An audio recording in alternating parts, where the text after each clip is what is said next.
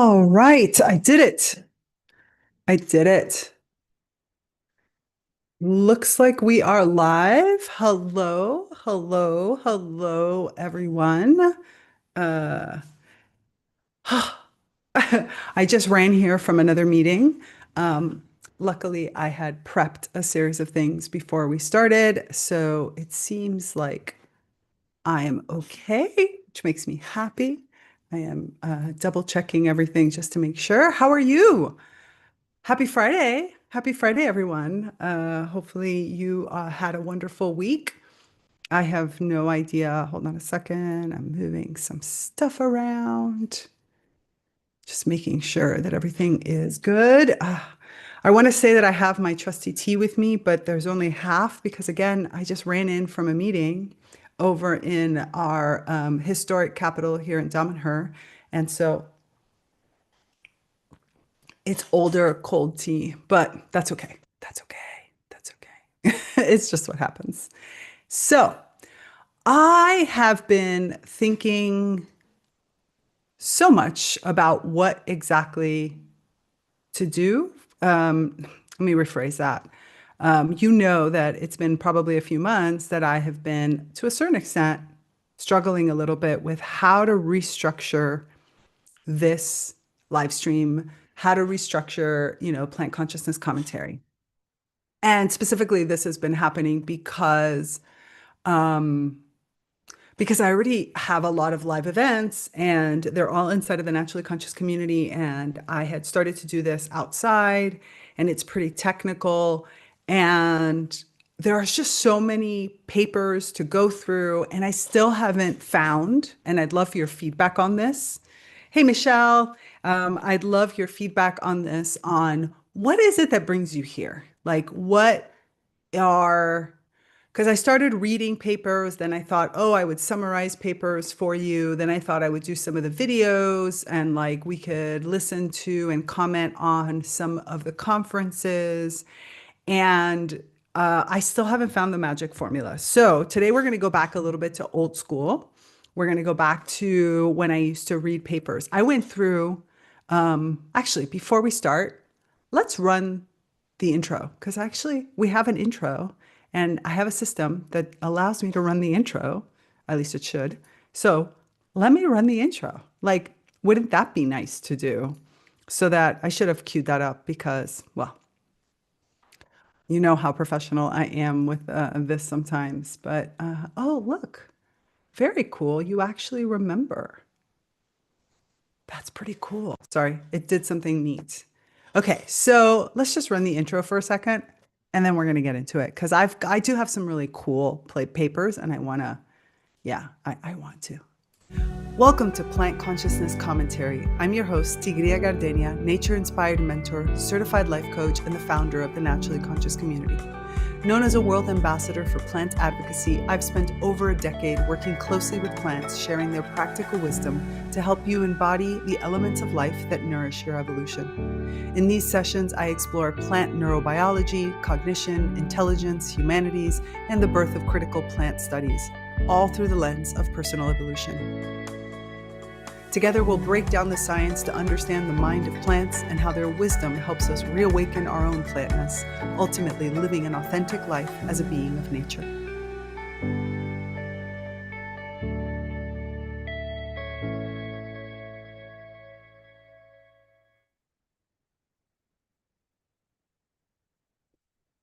Yeah, I always get happy when I remember to run the intro. Now let's see if I'll remember to run the outro too, because there is an outro, believe it or not. So hopefully I will remember how to do that as well. Okay, so here's the thing. I went through and I started to go through the papers that I had because honestly, I have racked up a list of like, honestly, like 300 probably papers now. Okay, a little less than that, but like 250 papers over the last 2 years. There's just a lot of different directions that we can take. And I'm going to put my hair up because it's hot in here and I didn't turn the fan on. And so I'm just going to, you don't care. I'm just taking a second to do that. Okay, so there we are. Okay, So I was looking through some papers and I was trying to decide whether or not to. So historically, we've been going through them in order. And now I'm trying to decide if I should continue to go through them in like, just date order or start to group them. And then again, I told you I've been trying to struggling a little bit with what is the most interesting thing for people? Like, what is it that you actually want? And as I went through them, I ended up on three papers that I really, these are, one of them is an outright research article. The other one seems to be a note that was published in a journal. And then the last one is a kind of research article also connected to a new publication that came out in 2024. So they are all really around this idea of like alien plants or plants out of place, or one of them is about the intelligence of plants. So let me share. How do I do this? Let's see what's the best way to do this. Hold on a second. No, I don't want to share it like that. I want to share application window. Let's see if this works. Okay, good. Let me move this over. Oops. Let's move this over here. And hopefully this is going to work. Yay. Okay, this makes me happy. Okay, so here are my three. Why does that not go up? Hold on, I'm trying to figure out how to hide video panel. No, that's not what I want.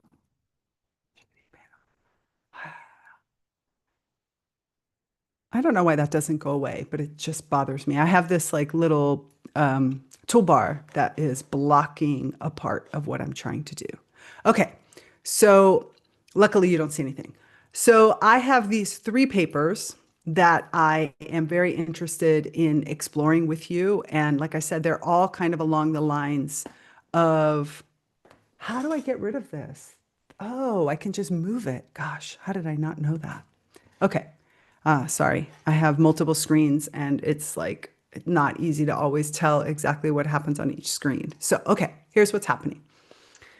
And I can expand this. This is fun. Now I'm getting the hang of it. Okay, so my three papers, you can see the first one. It's called The Intelligence of Plants, a New Narrative. Now, this is really more of an article that is around I read the abstract. It's really about French media, but I think it could be extracted on, which talks about the development of how is it that a whole series of articles that are coming out in the media is starting to change the way we interact with plants and the way we see plants, which I think is a really interesting perspective.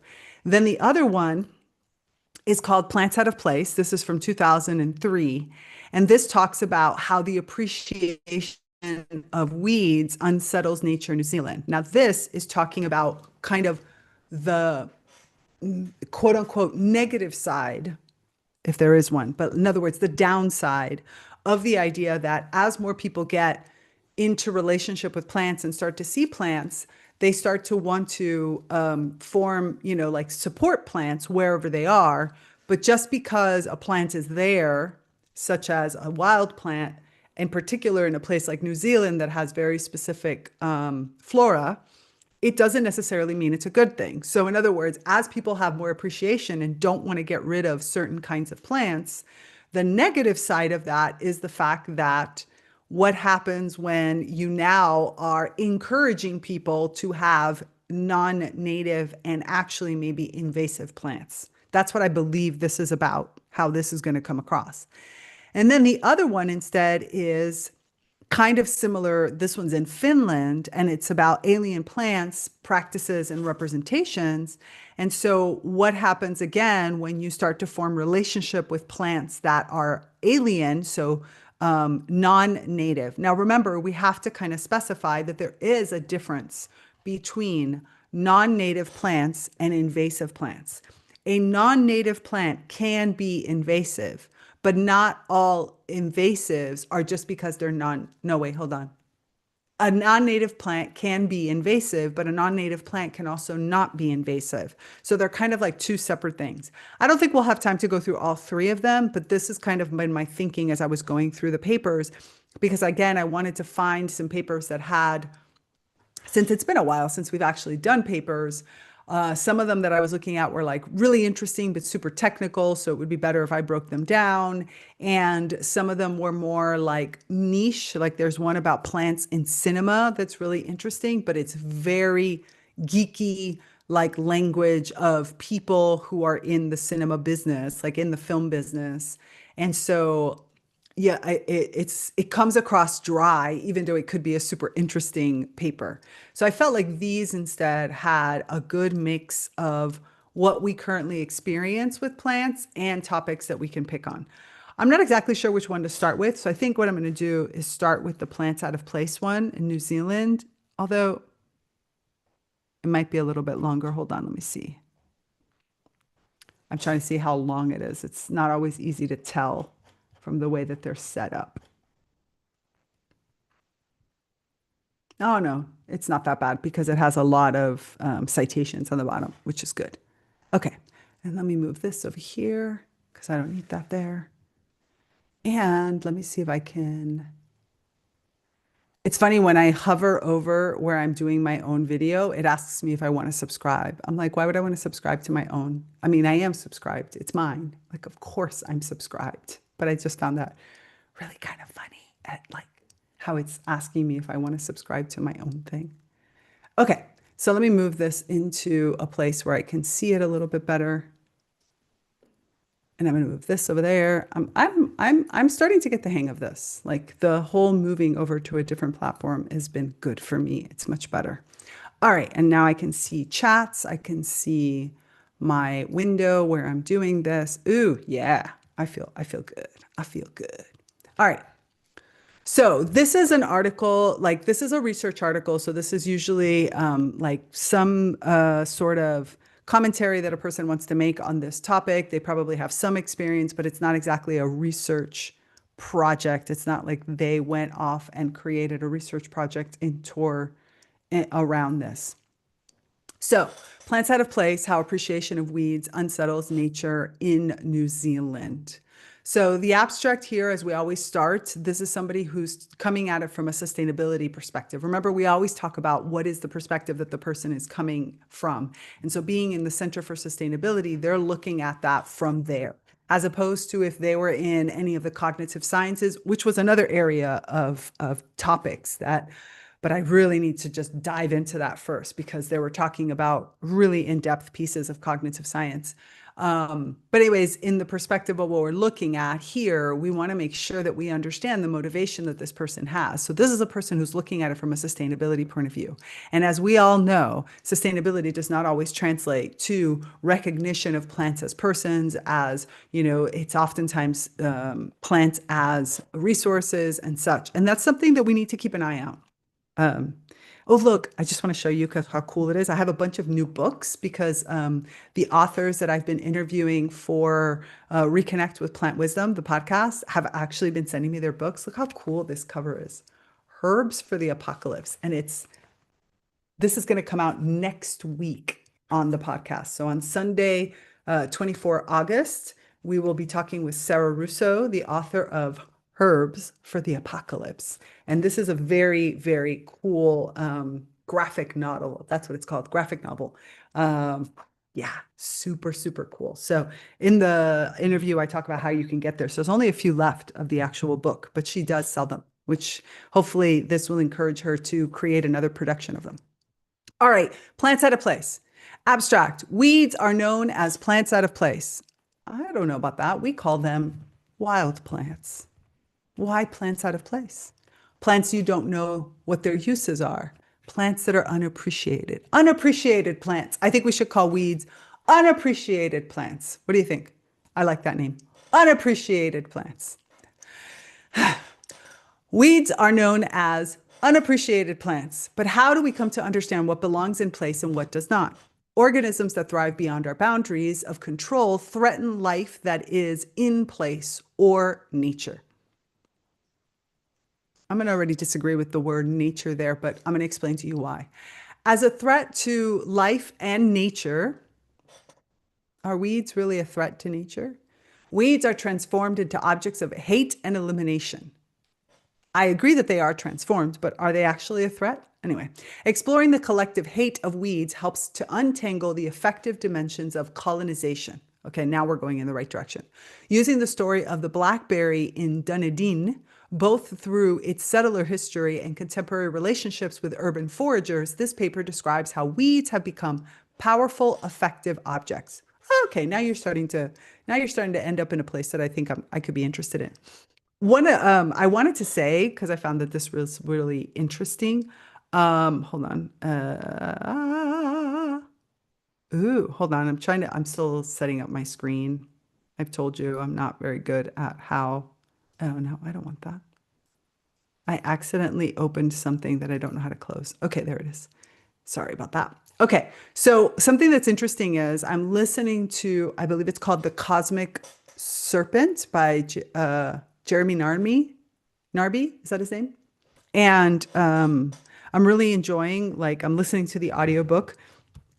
And one of the things I'm really enjoying is how, because he's an anthropologist and how he's going in depth, he's about to get into the place of like how all of this anthropology research ended up in plant communication, which is fascinating, super, super fascinating.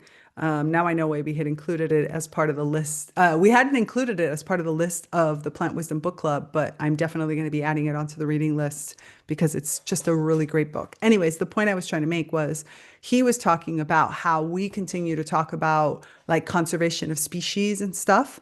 And yet there are probably every single species on the planet, like that are on the planet right now, it hasn't been more than about, I don't remember how many years that those species came into being and older species died off. So, in other words, the whole idea that you come into being, you live out a time frame, and then you go extinct is an absolutely normal function of our planet. It's always been that way. So, the question is, what is causing the fact that we are no longer able? This is not a question he asked, this is a question I ask. What is causing the problem that we are no longer able to very much understand when it is that a plant or an animal or whatever should go extinct? In other words, when do we get okay with extinction? Versus right now, where we get this sensation that everything should be mourned and everything needs to be saved and everything is, absolutely a tragedy if something happens. And I feel like this question of, is it a question of disconnection? Is it a fact that we are so disconnected to our essential nature and to the fact that we are a being of nature that we no longer understand cycles of life? And therefore, just like we do with just about everything else in humanity, on the one hand, we don't give a shit and we're letting things, go extinct. And on the other hand, we're like desperately trying to conserve and, hold on to and make sure that it doesn't. And isn't that just as unnatural as like some of the things that we're doing to create to create the extinction to begin with? Does that, I don't know if that makes sense. Hopefully it does make sense and hopefully you can understand what I'm trying to go to. But I just feel like I wonder as we reconnect, as we go through our plant awakening, as we go back in touch with our animalness, as we start to realize that we are beings of nature, will it become easier for us to distinguish the difference between human born unnecessary extinction versus, oh, this is a natural cycle. Every being lasts about, whatever it is, 500,000 to 1,000,000 years, and then they go extinct. And that's absolutely normal renewal. Not only it is necessary for the evolution of a being. In other words, if we saved every single plant as is, we would have no evolution. And if we saved every single animal as is, we would have no evolution. And so, how does evolution happen if we keep looking at, is this also part of the Anthropocene, the fact that we don't understand when extinction is supposed to happen or how it's supposed to happen, and we don't allow for mutations?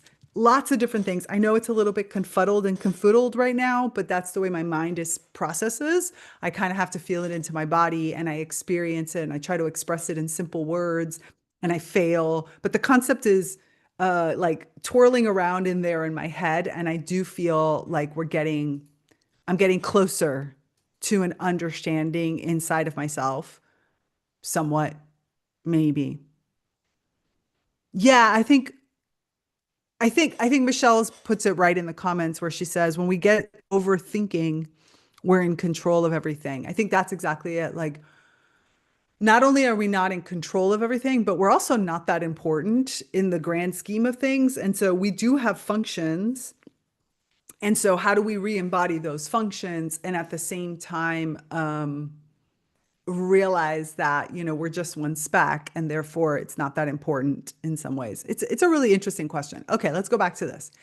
In all societies, here we have a quote. In all societies, there are certain individuals who will insist on intruding in places where their presence is not welcome. I unfortunately know way too many humans like that. But I digress. They either by some insidious manner find an introduction, or then by their irritating qualities make their presence felt, or by their overpowering energy they force themselves into the enamored circle with whose influence they come. These are specimens of the human weeds. Wow. Yeah. Yes. Yes. And yes. So I like that. Sorry. I really like that quote. I like that quote a lot. The relationship between weeds and colonization occupies a strange paradox, where the history of settlers and weeds are intimately entwined, and yet weeds are characterized as aliens, intruders, and enemies. Weeds, like settlers, traveled on colonial networks to establish themselves on forcibly alienated land.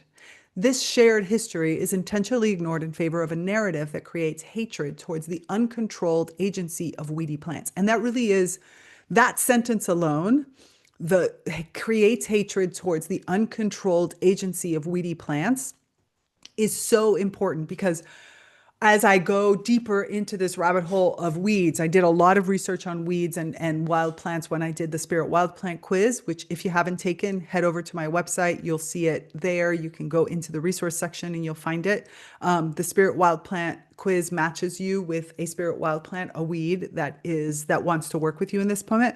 But I did a lot of research for that, and recently it's been coming up again. It's kind of like a new cycle at a new level relating to this.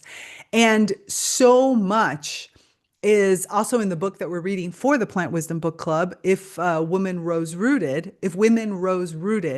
talks a lot about the fact that, witches and all these medicine women are considered negative because like we look at them as because they were the keepers of these uncontrolled plants. They did not have dominion over the weedy plants, but instead had a relationship with them. And that relationship was dangerous to the healthcare system that was being built, to the control of the narrative, to the fact that, there is knowledge that goes beyond what the church or the state. And I guess that's where they're getting to with this whole colonization. There was another paper that I thought about doing today, but I didn't get to, which was connected to weeds. Was it weeds or just plants and witches? Plants and witches. Plants and witches, we will get there because I know that some of you are very curious about that connection and how that works. The emotive language in Hugh Pye's quote above, while characteristic of the time, is used intentionally to create a hatred for weedy behaviors. I like weeds. And I don't see weeds as doing this. I feel like they do something different, but whatever. I'm going to shut up because if not, we're never going to get through this. Weeds are insidious. They're insidious. They intrude and irritate. They do not belong. Do they? But do they? Do they? Acknowledgement of this relationship between colonization and weeds comes in direct conflict with weeds as outsiders. For if weeds do not belong, then what does that mean for settler belonging? Exactly. Like weeds were there long before the settlers were. The irony of this relationship can be seen in Pye's description of weeds, which could also effectively describe the creation of settler state. Talk about the pot calling the kettle black. While weeds are generally unexplored in more than human literature, the ways in which they intrude and irritate human social life presents new opportunities to deepen our understanding of plant agency and uncover new intersections of human-plant affectivities. affectivities. In this article, I explore how colonization directs our affective and emotional response to more than humans. Okay. I argue that the process of more than human belonging is a product of history of contact and association.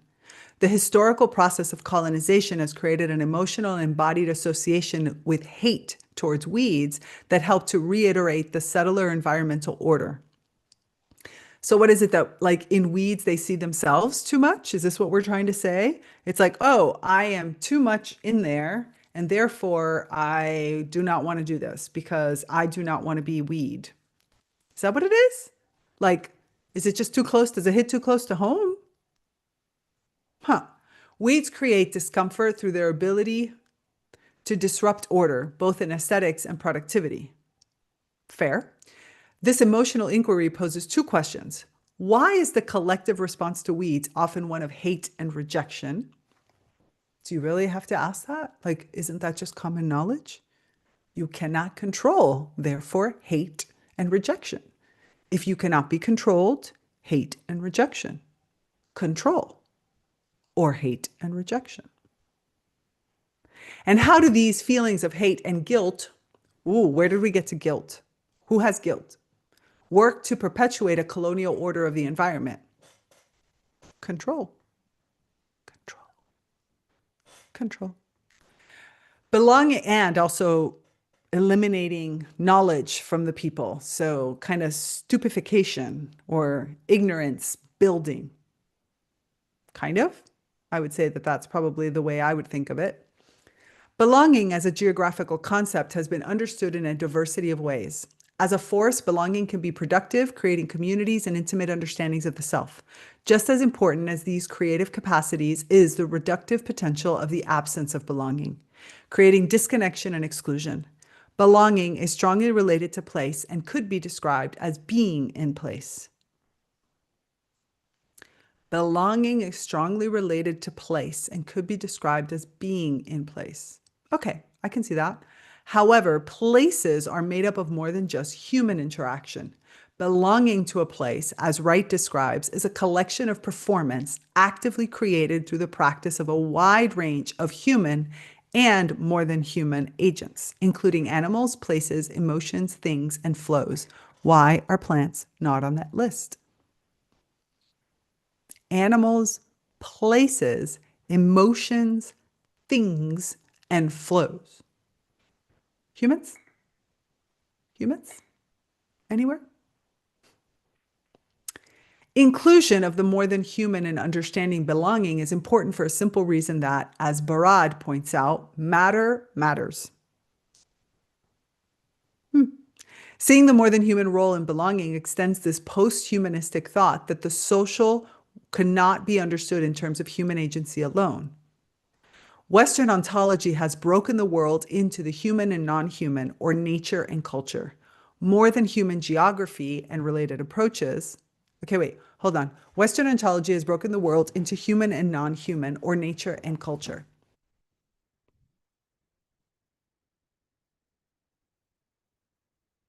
Why? I would be really curious as to, as we go back through time, from a historically recorded time, okay? So not just what people believed, but historically recorded time. Was there a time recorded where human and non-human were one and the same? In other words, it was just beings, species, whatever word.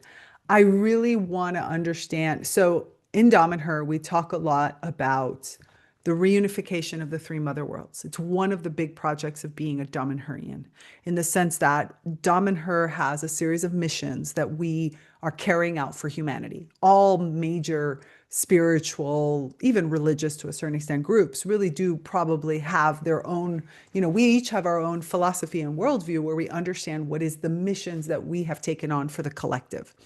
And our missions of the collective involve a series of reunifications with human as animal and with the plant world. Like these two are very big pieces of it. If you go and you look on our Instagram today, even yesterday, today, we put out a video of how we were connecting with seals in, don't quote me, maybe the Netherlands. I don't remember exactly where the group that's out there on the journey doing it, but they are doing a series of activities in order to reunite and to bring back this deep connection between humans and animals. As human beings, we also have, as you can imagine, a responsibility towards the plant world of reunifying. These are two separate worlds. I am animal and I'm in the animal world, but as plant is in the plant world, and we as humans are in the animal world. And so there's a rift there that needs to be brought back. And I talk about this in a lot of different ways. And if you have questions, come into the Naturally Conscious community and I will happily answer them, or put them in the chat or whatever. We can talk more about this.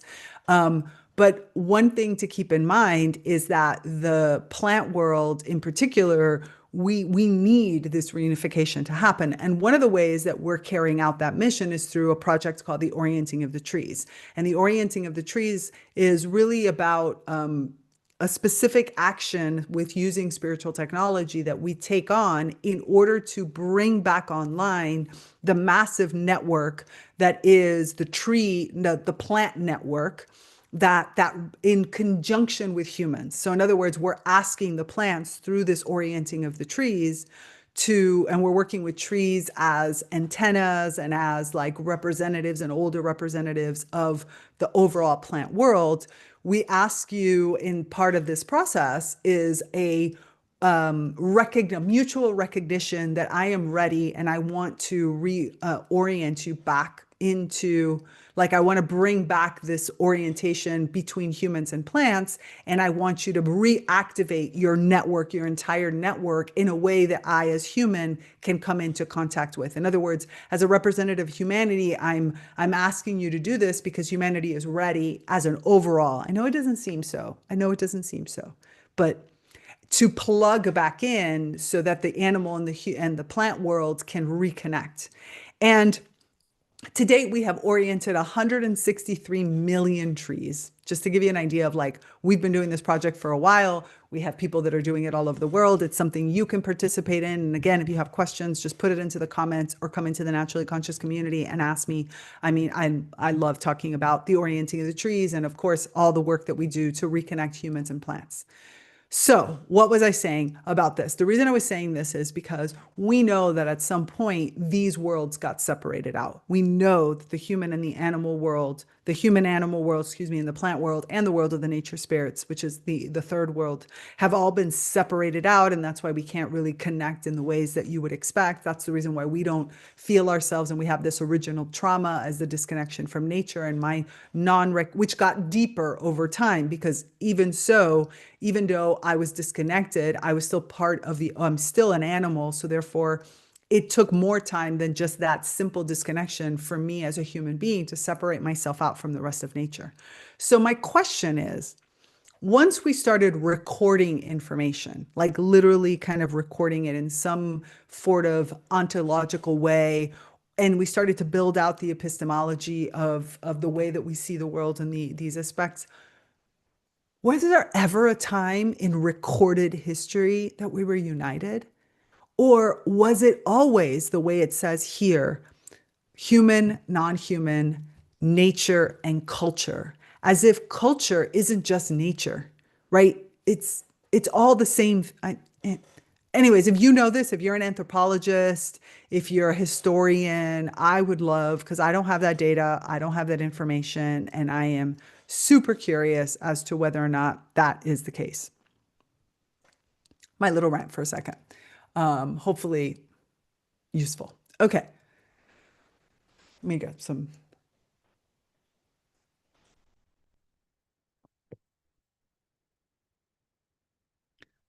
Hmm. Yeah, Michelle, I have to think about this. Well, I mean, yes, of course, there are been ancient cultures that have, of course, indigenous cultures especially, but I'm wondering whether or not there is in the world that we consider, I hate to use this phrasing, so bear with me that I am struggling for words.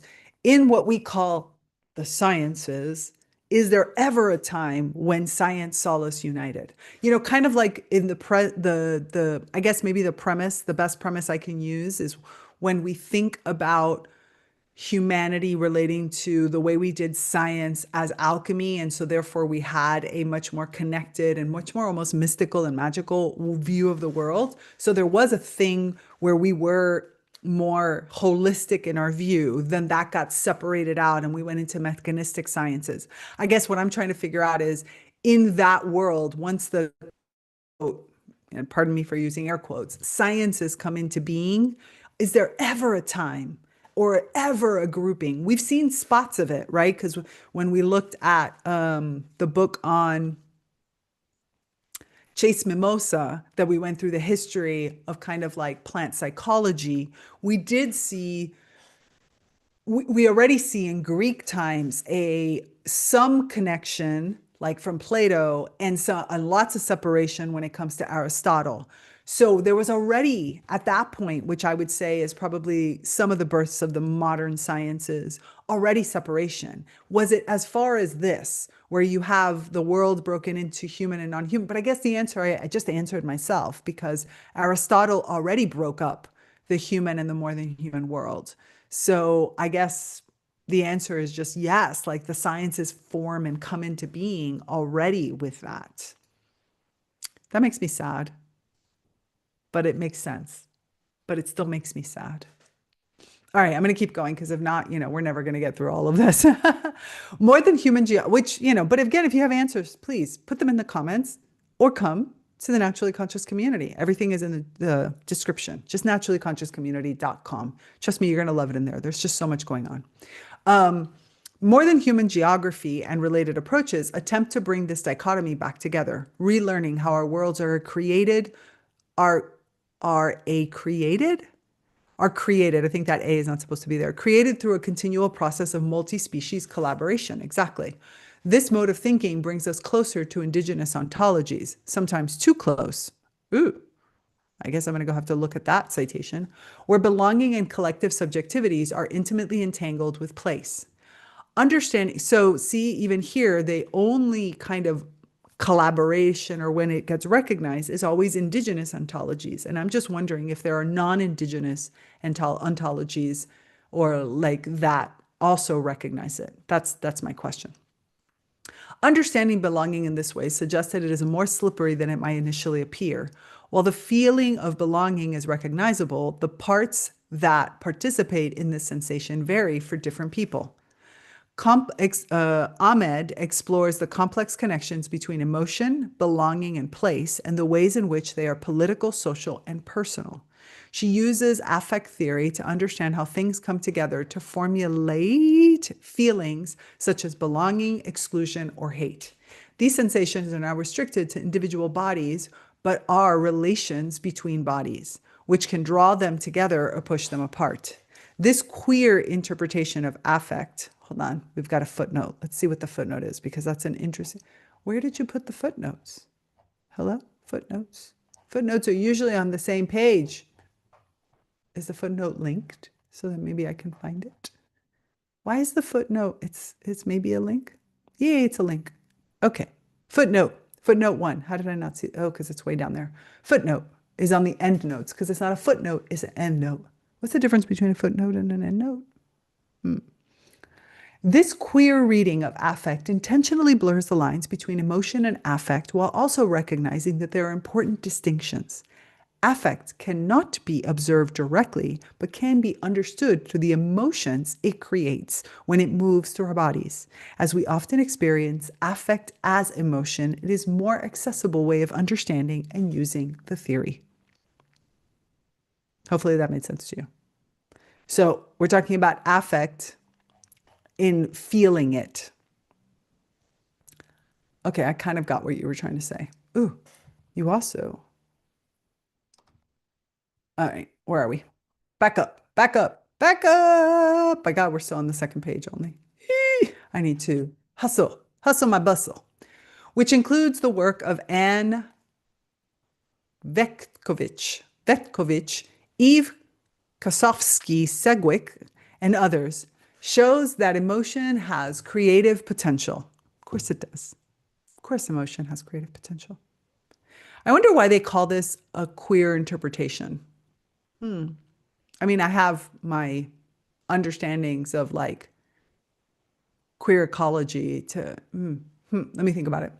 It does things. It connects and disconnects, I guess, just in the fact that it's in the spectrum rather than being kind of at the extremes. But there's also more, of course. It connects or disconnects bodies from each other and situates them within a social space. In this sense, emotion is both an embodiment of affect and something which facilitates the movement of affect through bodies. As Ahmed notes, emotion gains power through its ability to gather bodies, reiterating the same interaction over time. This history of repeated interaction creates a strong association between certain bodies and emotions, whereby they are felt to be close to the skin, inseparable from the body which experiences them, but also disconnected from the history which made them. Untangling these historical connections can help to reveal the very political nature of collective emotions. Power directs how things come to be affected, orienting bodies towards material interactions which recognize power structures. Reactualize, power structures. Maybe that's the orienting of the trees, right?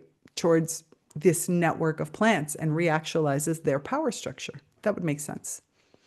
The structure of the settler space is a material reflection of colonization and by design conforms to settler embodiment and understanding. Following Patrick Wolf, settler colonization can be understood as a structure, not an event, influencing our lives indirectly and coercively. In this sense, colonialism, is pervasive yet obscure, structuring our lived and material experience. Ooh. Colonization as a structure, not an event. I mean, I think most of us now, when we think about colonization and the repercussions of colonization, would completely agree with the idea of colonization more as a structure and a way of thinking and a mindset rather than a necessarily direct event. So I guess that does make sense. Mark Rifkin describes this process as settler common sense, whereby settler sovereignty is reiterated through the everyday function of a settler state. I would argue that the term settler sovereignty in and of itself is an oxymoron. Like, isn't that a contradiction? Because a settler is not sovereign because they're part of this. I mean, do they see it as sovereign as a whole? Anyway, sorry, I'm about to go on a rabbit hole. I'm not going to go down there. This suggests that colonization has become so familiar and ordinary that it's difficult to perceive. Duh, that's the whole point. Most people don't even realize we still live under colonization. Like they don't understand the ramifications of colonization. Yes. It structures space, drawing us towards certain objects and certain ways of feelings, interacting and relating to these objects, which conform to a subtler ontology. It's called conditioning. It's another way of saying it. Subtler conditioning. And in a sense, isn't that just the definition of colonization? Subtler, conditioning. Like that's just, it's a good one. Like I think that's this, let's see. It structures space, drawing us towards, I already read that, sorry. The conversion of, I am going to say this, Aotearoa, New Zealand, into a settler state involves not only environmental transformation, but an effective transition whereby how we relate to place has become structured by settler relations. Slight side note, but it's a curiosity, okay? I kind of, so mind you, I explain that I have certain things that I don't know how to put into my head. Like there's some paradigms that for me are impossible to understand. And the settler paradigm is definitely one of them. Like the idea that I get to a location, a physical continent, physical location of any sort, and I get there and I can understand land grabs. So I show up in an island. I can understand. I can put the concept in my head. I show up in an island, for example. There are no human beings on this island. I think the island is abandoned because, of course, I don't recognize the sovereignty of the more than human world, and therefore I colonize this island.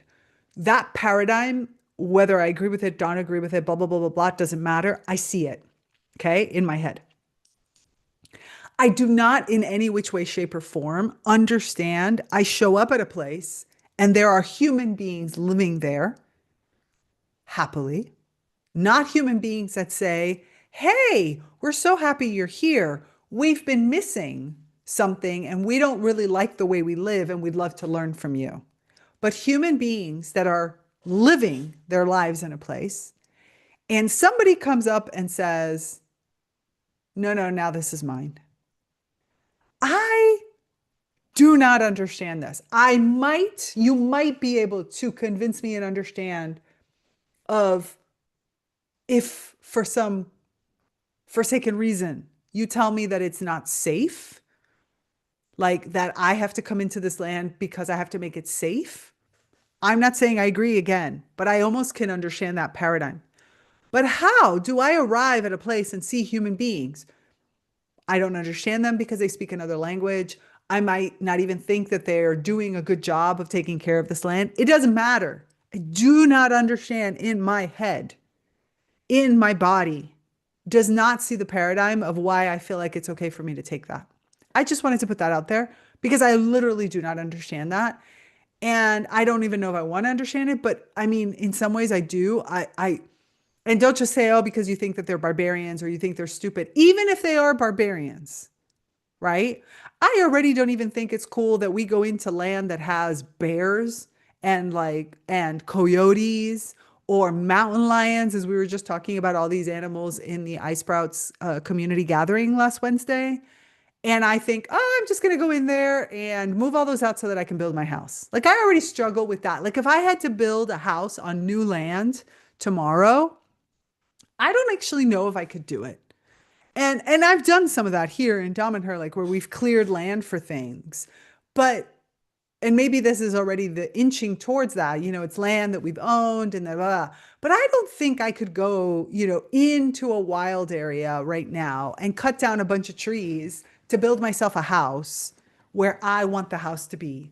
Like I would probably take me 6 months of sitting on the land in the middle of those trees and being like, am I supposed to live here, folks? Like you tree council, you bush council, you like bird council and whatever other animals live in that area. You tell me, is it okay? Not even okay. Like, is this part of my home too? And if so, how am I supposed to build a house with all of you already in here in a way that maintains your sovereignty? Like, can you guide me?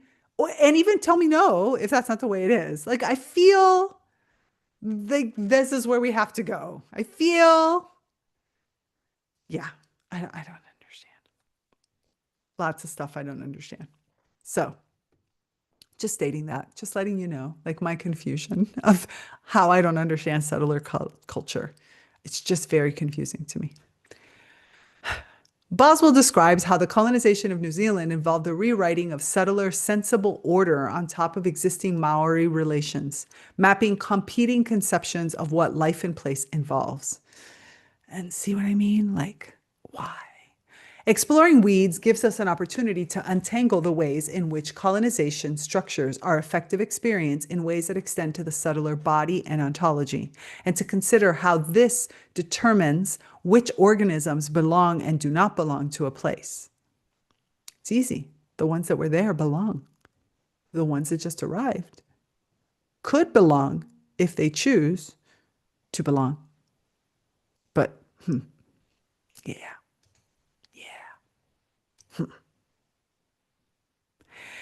Yeah, I get it, Michelle, that the whole dehumanize to get there, but it's still very impossible for me to think about it. Like, I mean, I struggle with looking at it. Let me just even say I struggle with looking at it a chimpanzee or a gorilla. Like, who the fuck am I to come into your house and say, oh, you're not whatever, smart enough, cultured enough. I don't get it. I don't get it. but I've never gotten it. Like when I was a child, I used to talk to my mother about this topic around especially racism. And I was like, I just don't understand. And my mother was like, I know you don't because I can't see it. Like I cannot see looking at another human being and being like, oh, the color of your skin, you must be stupid.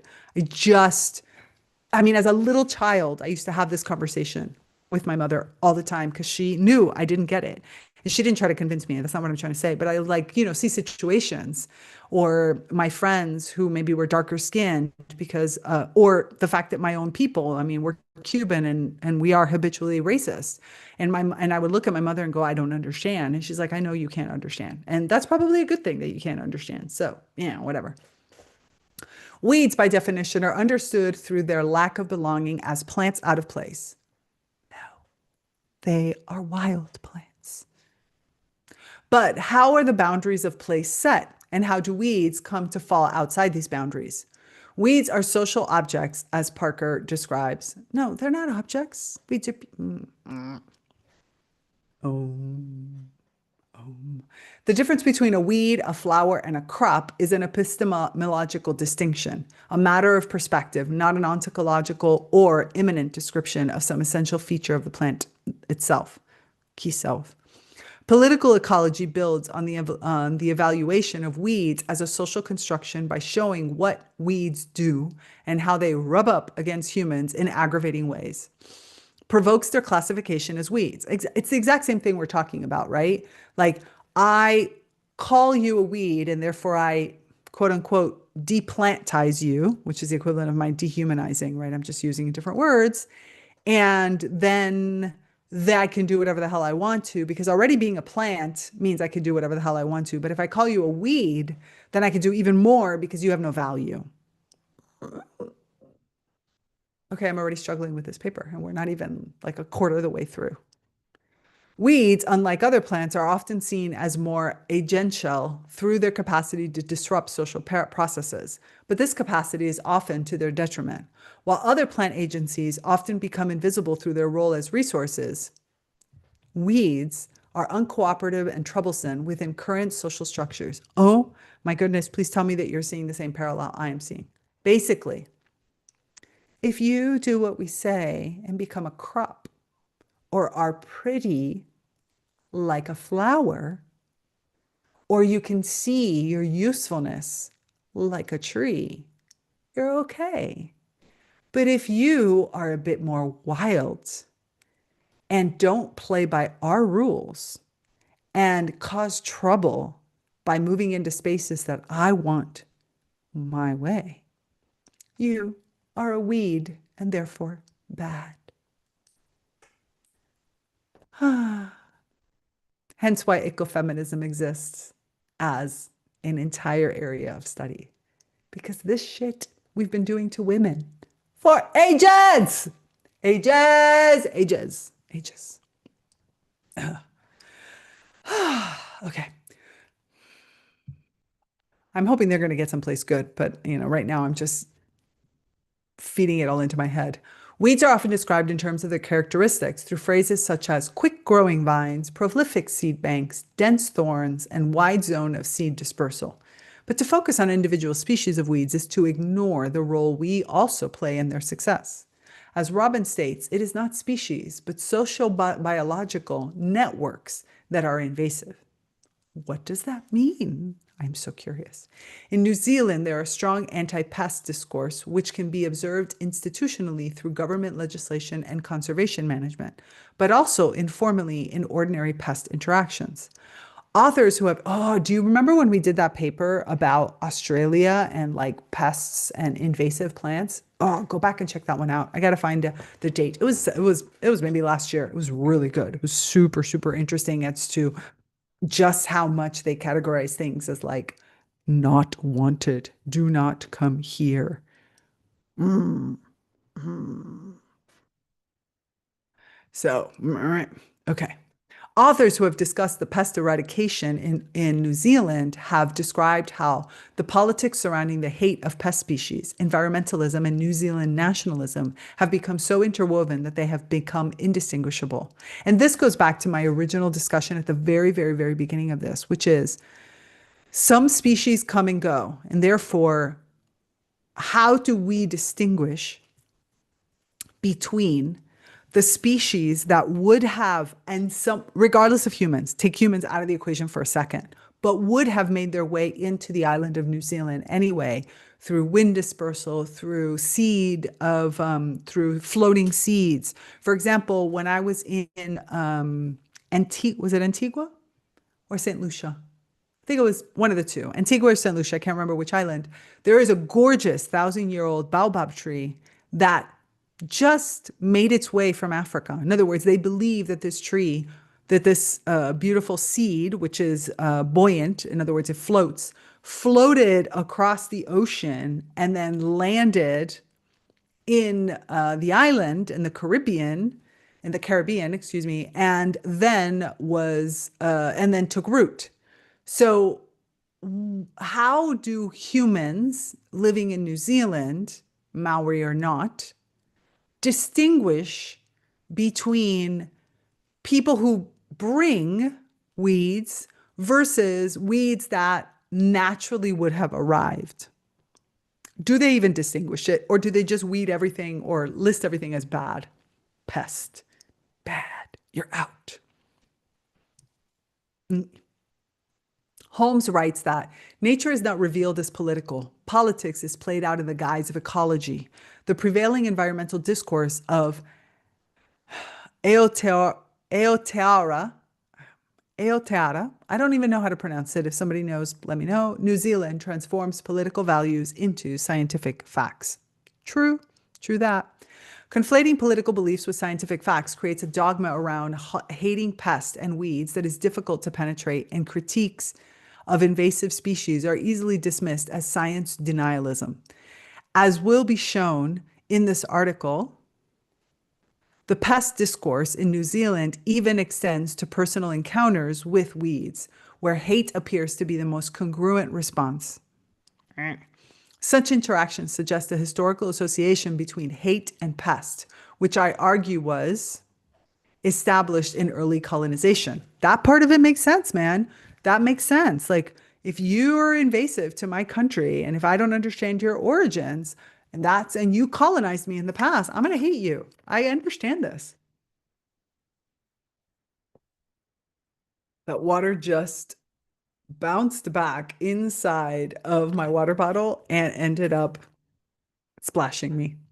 So I have water on my face, which is actually feels kind of nice because it's hot.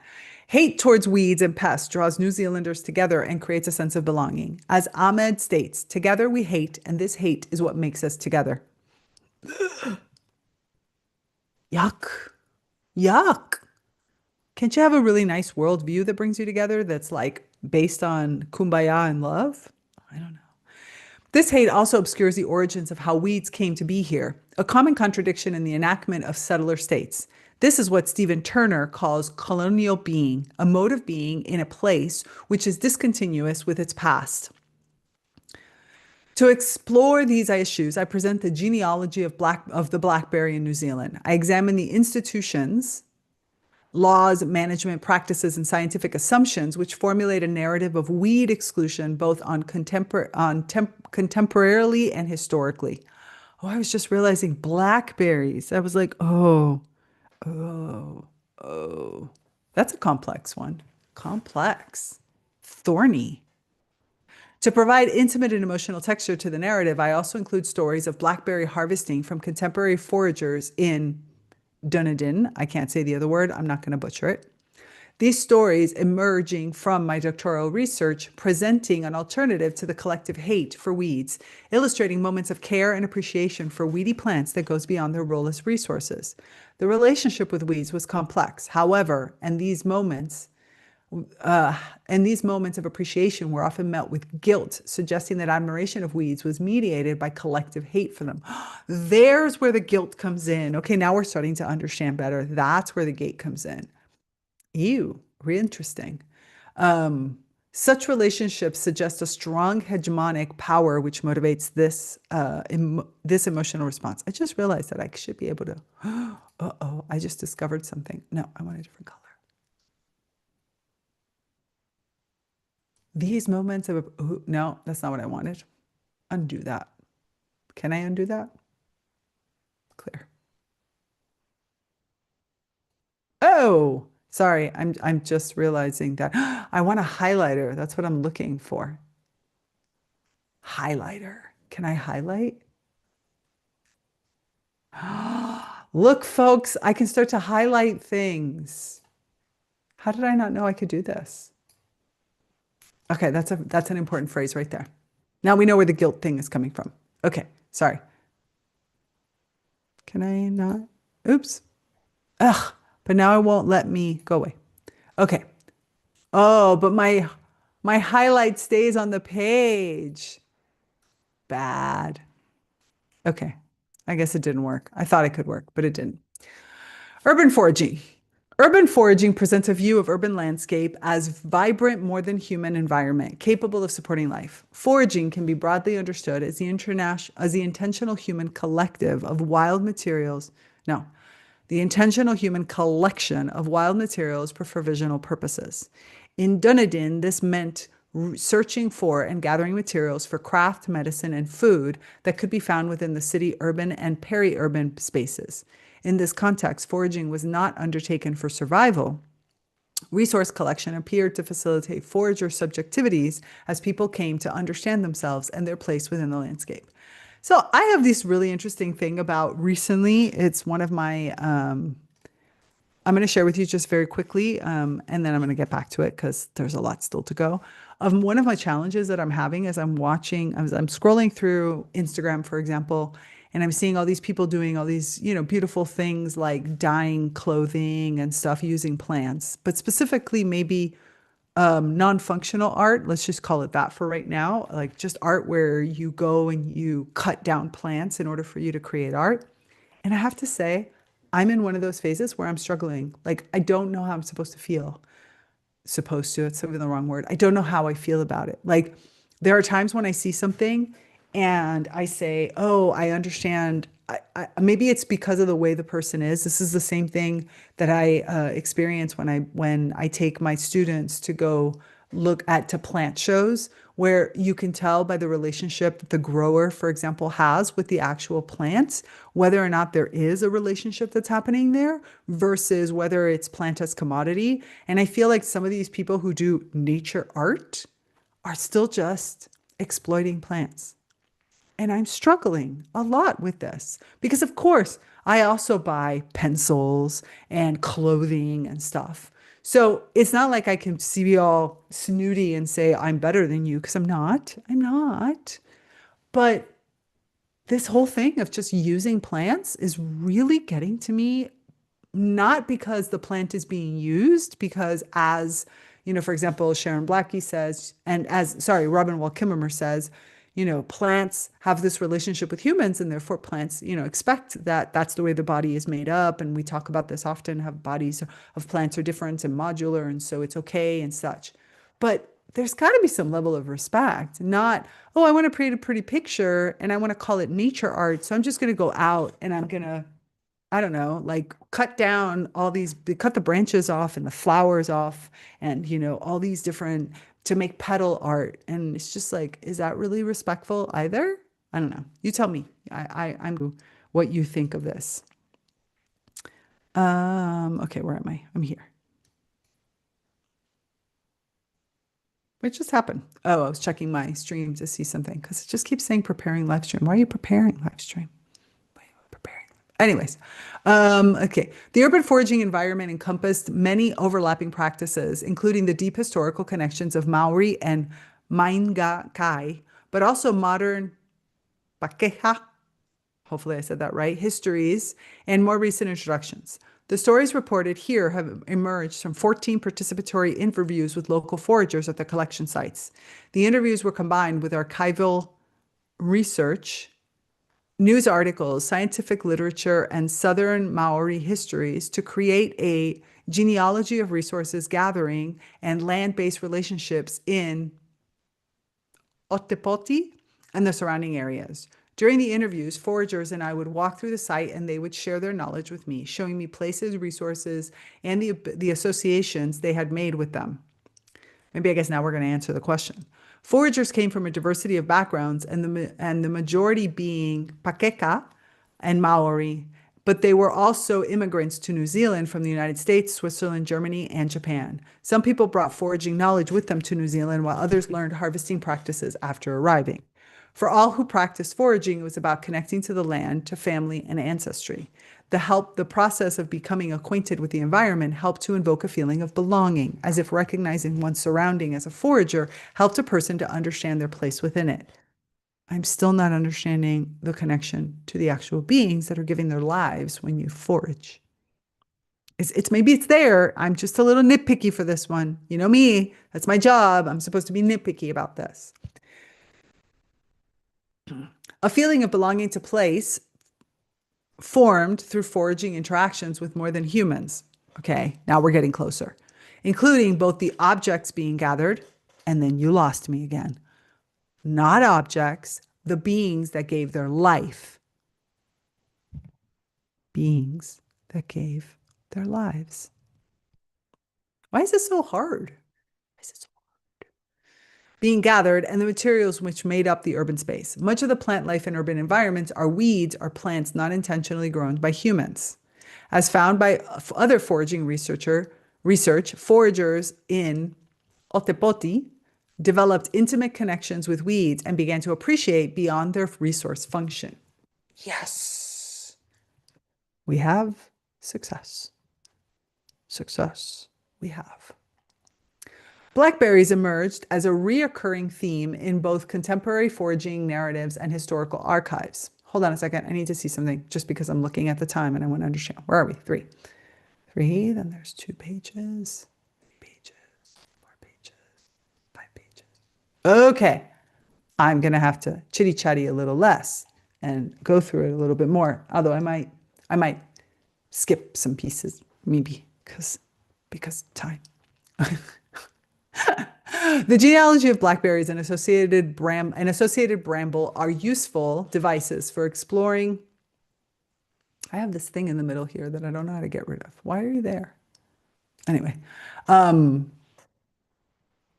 sorry, for exploring the evolution of weed discourse in New Zealand. For foragers, blackberries were one of the most common resources, easily found in most urban wastelands. I guess that's urban wasteland. Sorry. I took a beautiful walk 2 days ago. I did take a walk this morning too, but 2 days ago I did a walk down by the river and there was all these blackberry bushes and I was like eating up my blackberries for breakfast. It was wonderful. I asked permission first.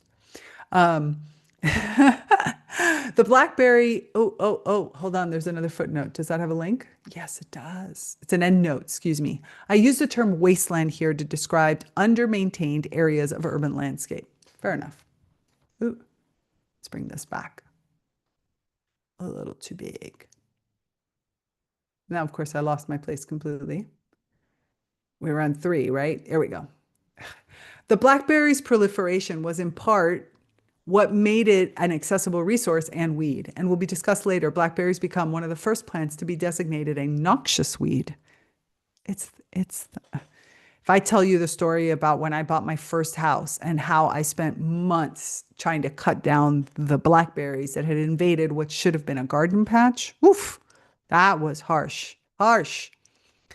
By the Crown. While the official labeling of blackberries as a weed has waned over time, the plant's weediness is still deeply felt. More like their thorns are deeply felt.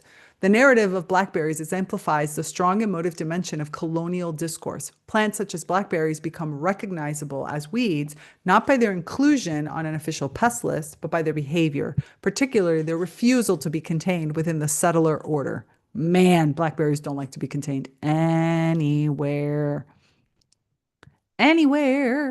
Blackberries were easily found in Dunedin, often entangled with a mix of other weeds. Being a familiar fruit, blackberries were easily recognizable even to the inexperienced eye. Like other European plants, such as apples, pears, cherries, mint, and watercress, blackberries were familiar plants for foragers to engage with. Foraging required a lot of attentiveness and was as much about the search for materials as it was about gathering itself. Being wild species, a resource quality was more precarious and dependent on yearly weather conditions. Paying attention to certain cues could help a forager estimate an ideal time to collect. Such time spent observing weeds created a relationship where foragers were much more sympathetic to the plants that others often resent. Mark, an American forager, had a very intentional route which he used to look for blackberries, apples, and pears within the city. There are random apples and pears? I've never seen that. I've seen oranges, but I've never seen apples and pears just randomly in urban cities. He was particularly proud of his blackberry patch, which he claimed was quite productive in late summer and early autumn. While he expressed a lot of admiration for blackberries, he simultaneously described them as a noxious weed and exotic pest.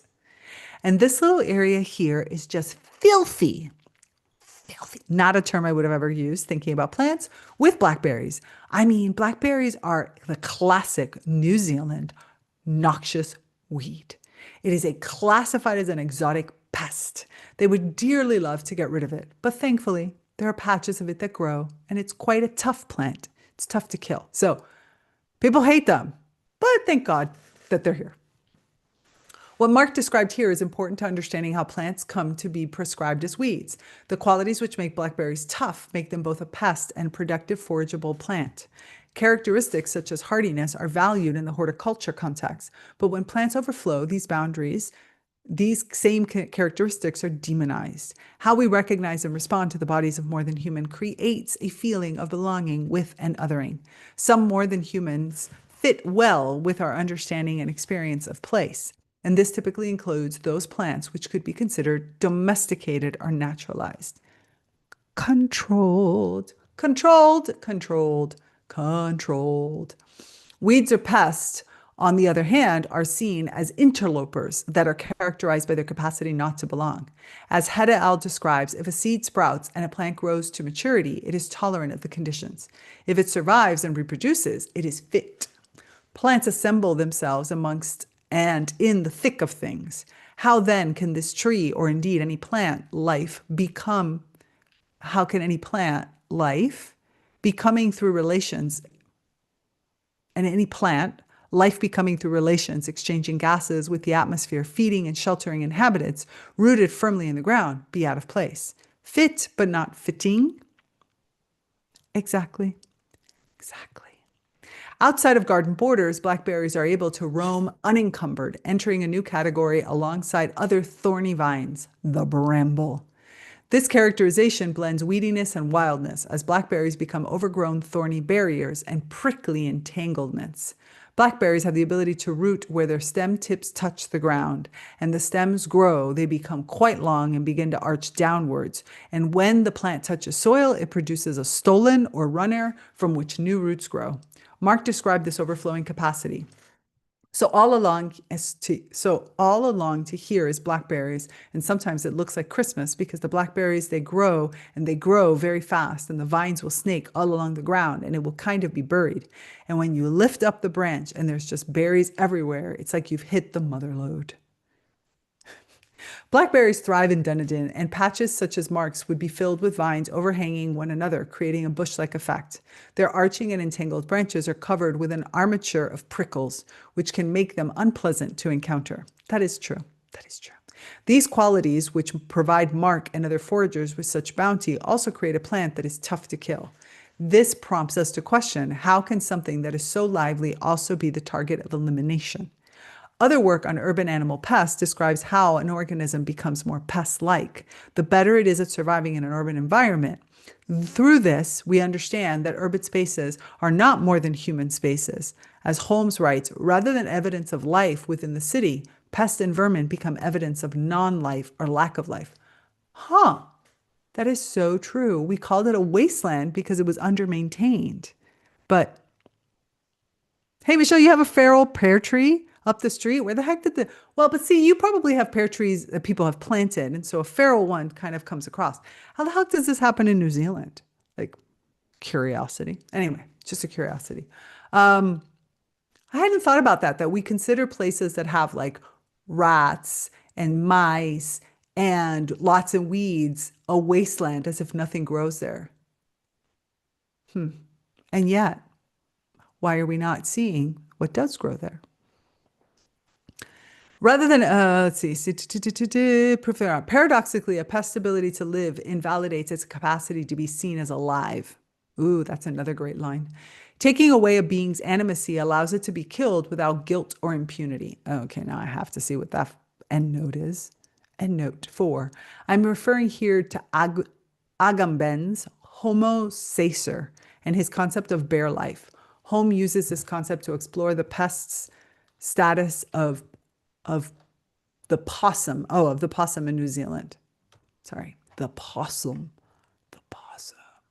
Ooh, I got to get back to 4. I got to get all the way to 6. I'm not going through the history of weeds. Killing what is tough to kill. Weed awareness and eradication is a well-established process in New Zealand and began during its conception as a settler state. New Zealand's official pest species list, the National Pest Plant Accord, only includes species which are illegal to sell, distribute, and propagate in New Zealand based on the level of potential harm they present to the economy and environment. The Department of Conservation and regional councils also have individual plans for plant pest management that may include, okay, hold on. I'm not going to even go through this. This is just too much. I mean, it's interesting, but no.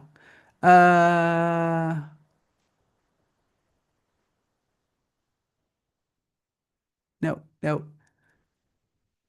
I'm trying to get to the more social constructs, not just what's happening. As Mark describes above, foragers had no control over whether their harvesting locations were removed. This is all political stuff. I'm not really interested in the political stuff.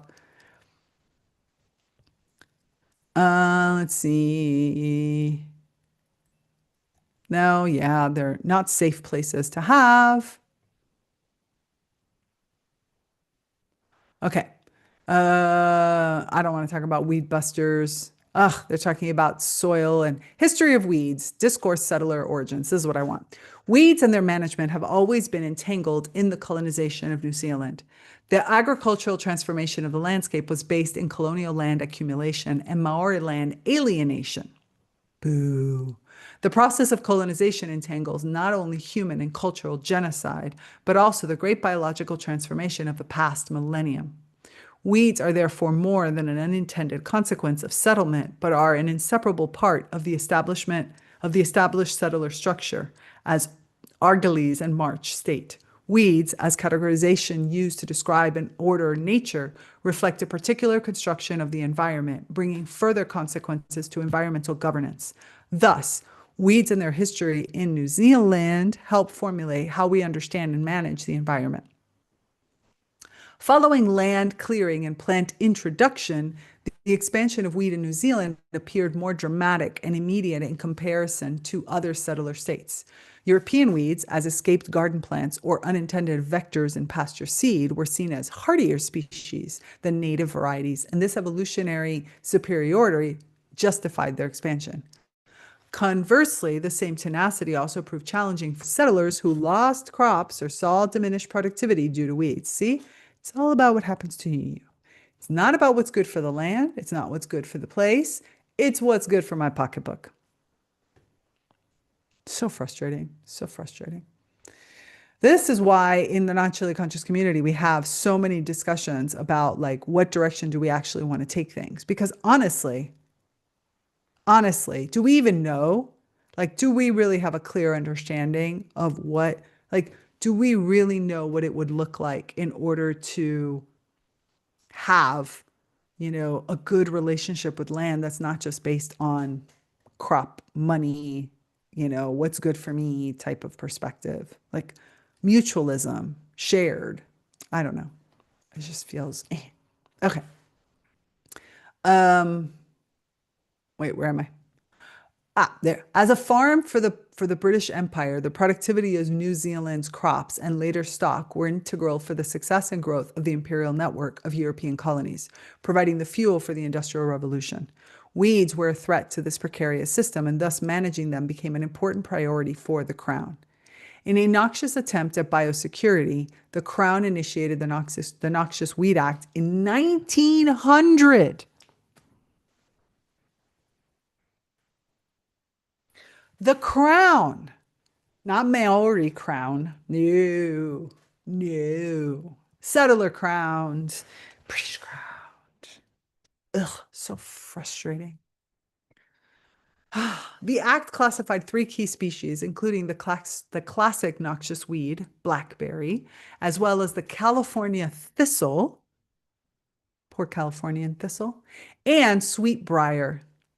Presence of any of these plants on someone's property result in a fine from the Department of Agriculture. Get out!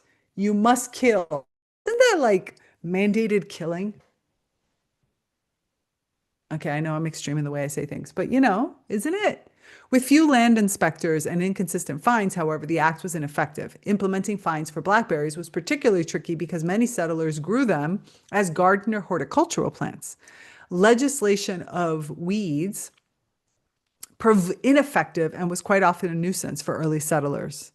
I love thistle too. I love thistle too. Who were concerned with about weeds disrupting their agricultural productivity. Not unlike weed busters, early news articles and advertisements attempted to educate people regarding where and how weeds were spread, advising them to buy clean pasture seed that contained only intended seeds. Don't share seeds. Don't give seeds to your friends. Don't help your friends out with seeds. You must buy seeds because that's the only way to ensure that they are clean. And don't wash the seeds either. That doesn't work. That's not the kind of clean we're talking about. Despite the ineffectiveness of the original Noxious Weed Act, the Crown continued to implement pest control legislation, which is that other article that we read last year, which is really fascinating. And you can find on my website, tigriagardenia.com/commentary. You're going to find that one about the Noxious Weed Act. Updating the act in 1950 and again in 1978 as Noxious Plants Act. And the Noxious Animals Act, because of course, if you're not going to like some more than humans, you're not going to like others either. And then subsumed under the Biosecurity, I remember that they call it Biosecurity Act of 1993. The failure of the 1900 Act exemplifies the limitations of human control over pest species. This legislation sought to punish individual pest holders, but could not control the spread of pests themselves. Of course not, because smart little plants, they know where to go. They know where to go.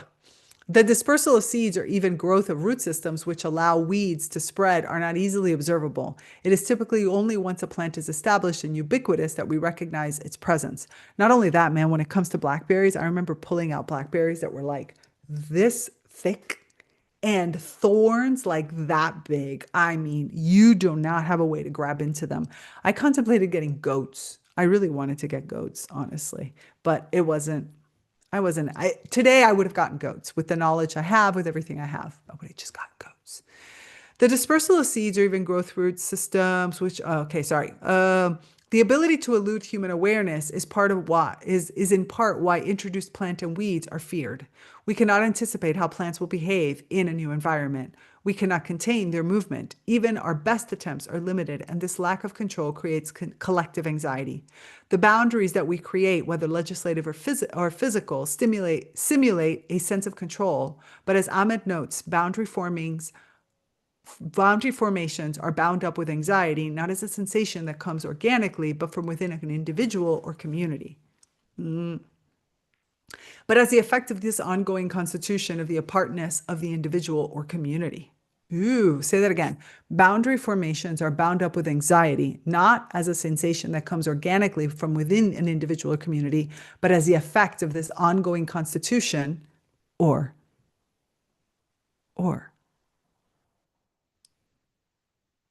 of being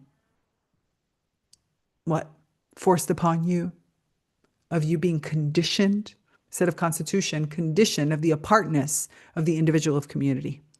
New Zealanders must create, feel, and enact otherness upon weeds in order to justify these boundaries and the management practices which extend from them. All forms of pest management at or within the border require cooperation and compliance on behalf of the nation's citizens. Ugh. New Zealanders must believe that the threat of weeds is real and that what they threaten is worth protecting. As settler documentation indicates, weeds have been disruptive since early colonization. One could argue that weeds did not exist in New Zealand before colonization. Is that really true? Is that really true? Is that really true? This is not to say that plants were not introduced before European colonization, for we know that early Polynesian settlers intentionally brought food crops to Aotearoa. Aotearoa.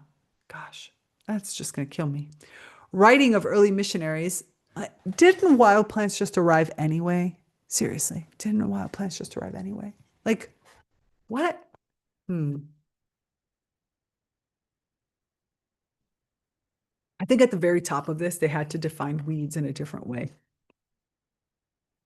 Writings of early missionaries, such as those of Richard Davis of Tewamate, state that Maori did not have any weeds before European arrival. Of course, not because they had plants that spontaneously and then they integrated those plants. The problem is that because these come from a different world, you don't integrate them and you don't allow the plants to be integrated into. And you see when some plants take over other plants as a negative, just the same because you're traumatized by the settlers that came in and took over for you. But if this was happening just naturally, in the sense of if you just turned around one day and there was a plant that you had never seen before and there were no human settlers around, you would look at that plant and be like, okay, this plant is, adapting to place. It's such a complex story, and I hate when we try to simplify it, but it's complex.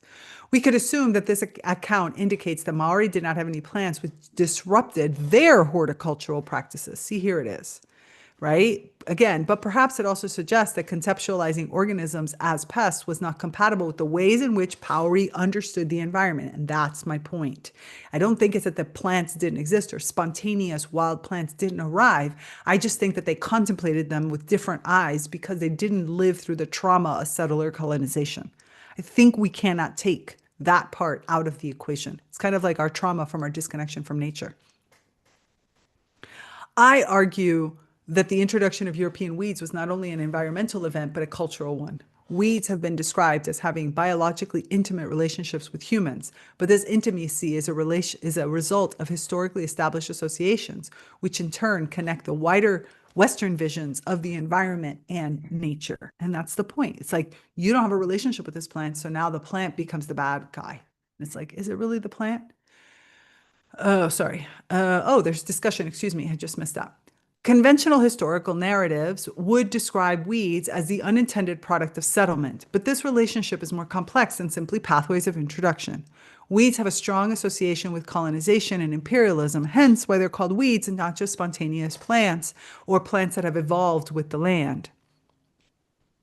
Not only because of the migration networks and optimal cleared landscapes which they provided, but also as part of a way of perceiving the environment which continues to perpetuate a settler ontology. Exactly.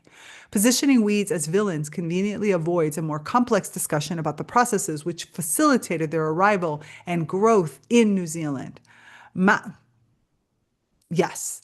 Masnack et al. Describe this discourse as a botanical colonization and state that treating plants metaphorically only as immigrants but never as settlers paradoxically divides humans from nature.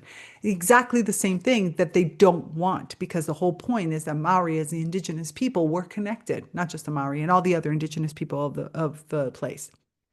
It elides the forms of displanting of botanical colonization that were part and parcel of the colonial encounter. Positioning weeds as outside of nature also places humans on the exterior, protecting the true nature from the non-nature of pests.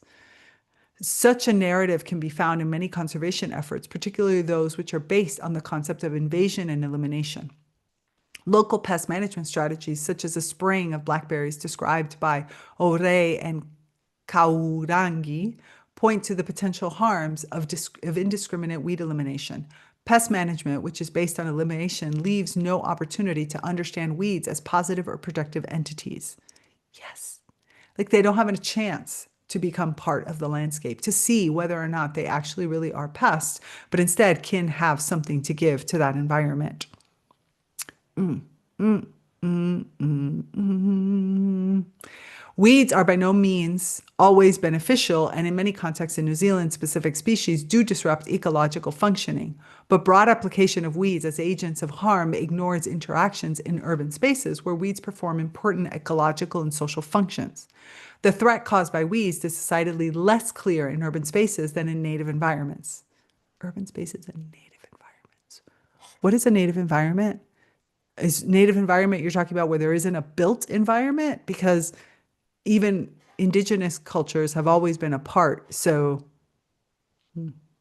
anyway, this is evidence to suggest that urban native forests are likely to accumulate introduced species due to the edge effect of being in proximity to weed population. But the urban environment is more complex than simply being a reservoir for introduced species. Research in urban ecology presents a livelier picture of nature in urban spaces, one in which weeds are participants in the material environment rather than agents of its degradation. Urban environments are more heterogeneous than expected, and with the landscape providing many small but diverse habitats that host a variety of introduced and native species. Such research draws attention to how rigid adherence to understanding weeds as the antithesis of nature misses more nuanced and complex relationships. In these spaces, weeds do in fact belong and perform important functions for the urban environment, one of which is providing food, materials, and facilitating connection to urban space. Debates in conservation science show that elimination-based strategies present invasiveness as an undeniable truth. There is no such thing as truth, absolute truth in the world of form, obscuring the complex values, emotions, and behaviors that are associated with understanding and managing certain organisms in this way.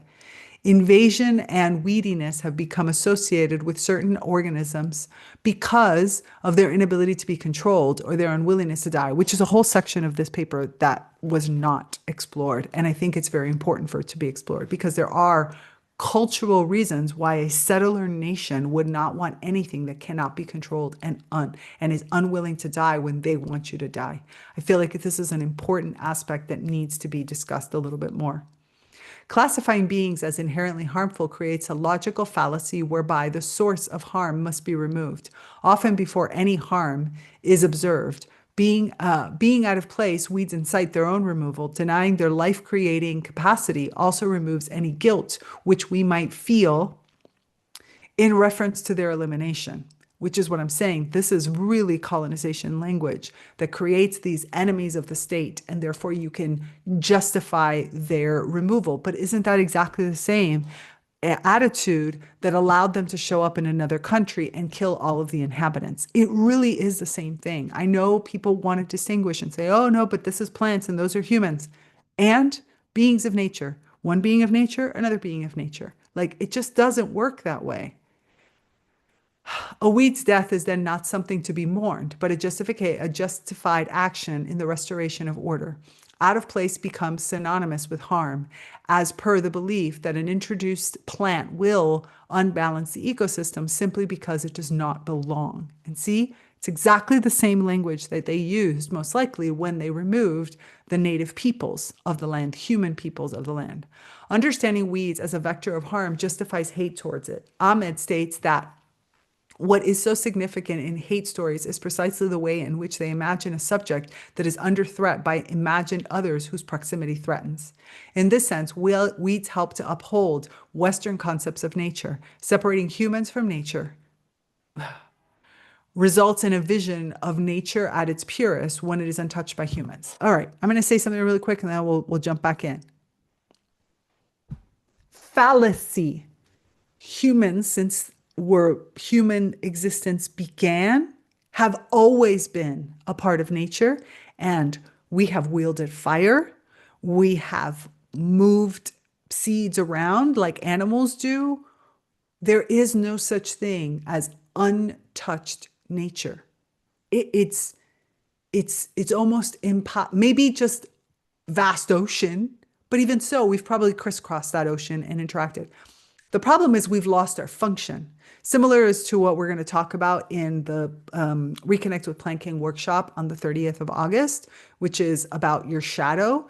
Your shadow, it's plant guided shadow work. Your shadow is about understanding your functions and understanding what that shadow has to offer you. And so therefore, you need to understand your function. And that as a human being, as a being of nature, you have a function. So please stop saying that there is such a thing as pristine nature. Humans have been affecting and shaping nature since our beginning. We just used to remember we were part of nature, and therefore our functions were carried out purposefully and Like they were valuable in whatever way, destructive and actually constructive, but they were valuable. Today, they're not valuable because we have lost our function. I just want to say that. This fantasy is a helpful device in establishing a need for a human defensive nature. Conversely, nature as a dichotomy requires anti nature to exist. No. Weeds cannot be without nature, and nature cannot be without weeds. Hate for weeds reinforces a love for nature, but as foragers experienced, a love for weeds seems to contradict their love for nature, only because there's this conditioned construct in there. But hate does not create change. It thrives on more hate. As Ahmed writes, in hate, the object makes a difference, but it cannot satisfy the subject who needs goes beyond it. To move beyond hate for weeds and the nature culture dichotomy that informs it involves understanding our world as a collective relationship. Yes. This is the perspective where subjectivities and sense of belonging emerge from place and not through our position against it. So that's exactly it. We need to remember we are in a collective relationship always, and we have a function as beings of nature. Forager relationships with weeds illustrated the strength of collective emotion, but also the potentialities of establishing new relationships with weeds.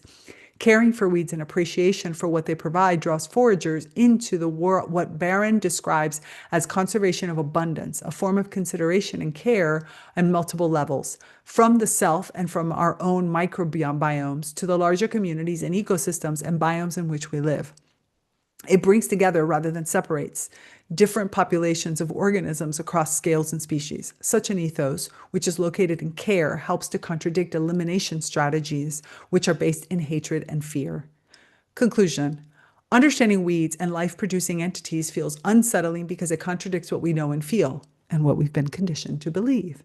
The purpose of this article is to draw attention to the discomfort which occurs when weeds, even briefly, begin to belong to the landscape. The fact that being affected by weeds in a positive way is so unusual draws attention to how normalized negative reactions to weeds are.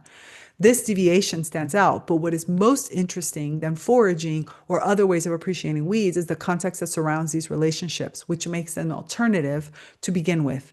In this sense, foraging draws attention to how hate has become intimately associated with weeds and how this feeling has contributed to their exclusion. Tracing this genealogy back to early settlements, we begin to see how colonization provided both the material network for weeds to be introduced, as well as the ontological framework for understanding them as objects which do not belong. Understanding the link between colonization and weeds is important because it exemplifies the quotidian nature of colonization and the way in which it structures our everyday experiences, influencing how we feel and engage with others. Such an analysis points to the subtle capacities of colonial hegemony,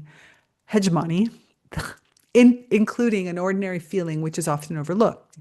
Exposing the quotidian, which is funny because this is a word I use in Italian and Spanish every frickin' day, because that's what it means, every day. Effects of colonization can make power feel inescapable when in fact the opposite is true. Understanding a weed as a social object allows us more opportunities to think differently about weed, our relationship to them, and our management of them. As ubiquitous plants, weeds offer anyone an opportunity to question their emotional reaction to such objects and to understand what reaction as part of a wider social and historical experience. Okay, I like where it ended. I gotta say, I was a little worried for a minute, but I think they just stated the facts in such a way that made me worry, like, are you just stating the facts or are you actually trying to tell me like that this is your belief system? But once I read the end, I get it and I like it and I agree with this. So this is Plants Out of Place, which is obviously not out of place. How appreciation of weeds unsettles nature in New Zealand. And I think that that's the interesting part. I think when you first read that, you think, oh, unsettles nature as in like creates a problem. But in reality, they're unsettling the conditioned or a conditioned nature, the way that we look at nature. And that's what's upsetting with this. And I think that that's a really clever perspective.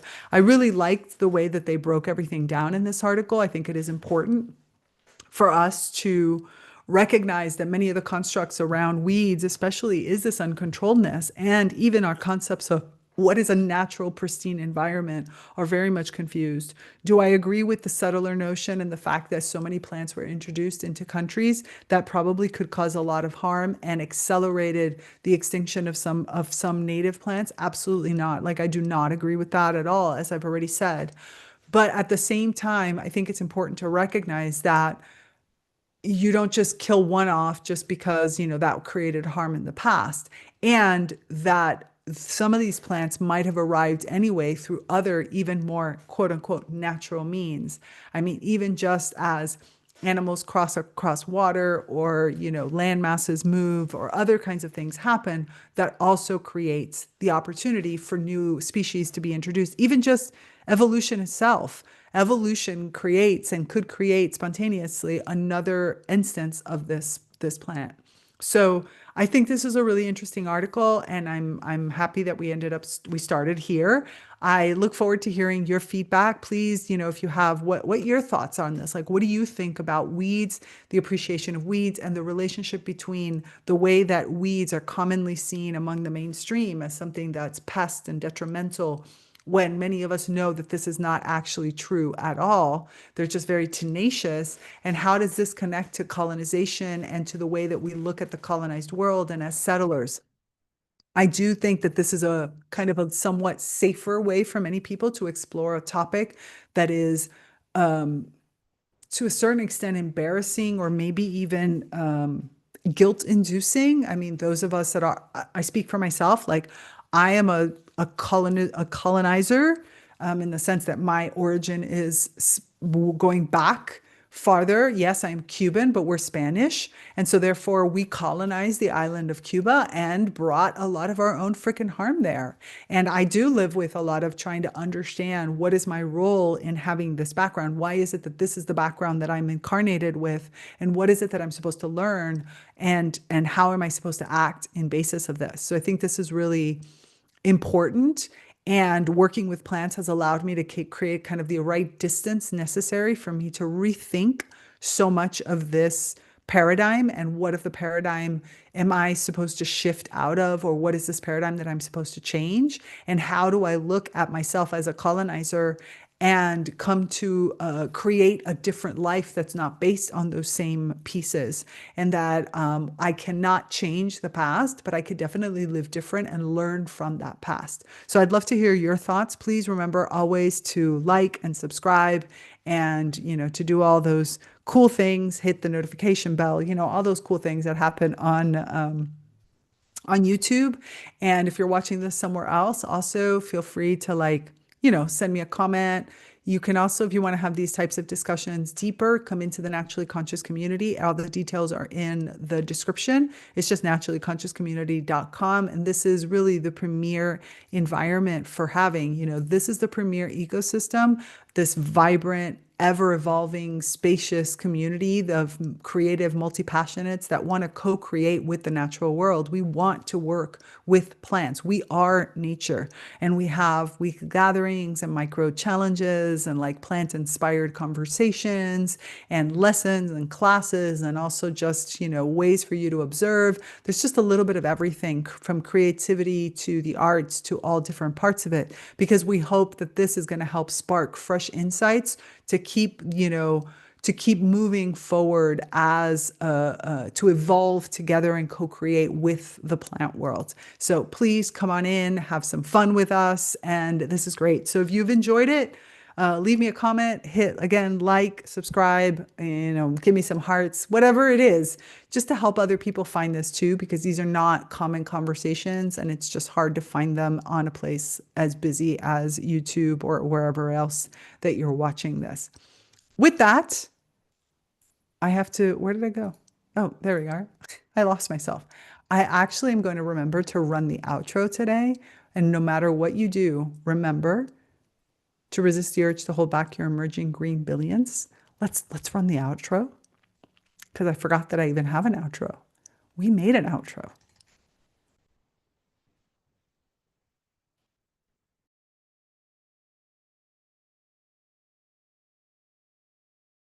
Thanks for tuning in to Plant Consciousness Commentary.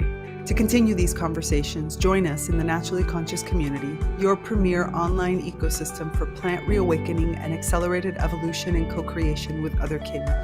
Here you'll find expansive discussions, interactive courses, live events, and supportive group programs like the Plant Wisdom Book Club and the Sprouts Writing and Creativity Group, along with educational programs like ReConnect with the Plant Kingdom. Connect with like-minded individuals collaborating with plants to integrate these insights into life. That's it for me, Tigrilla Gardenia, and my plant collaborators. Until next time, remember, resist the urge to hold back your emerging green brilliance. I'm out. Bye.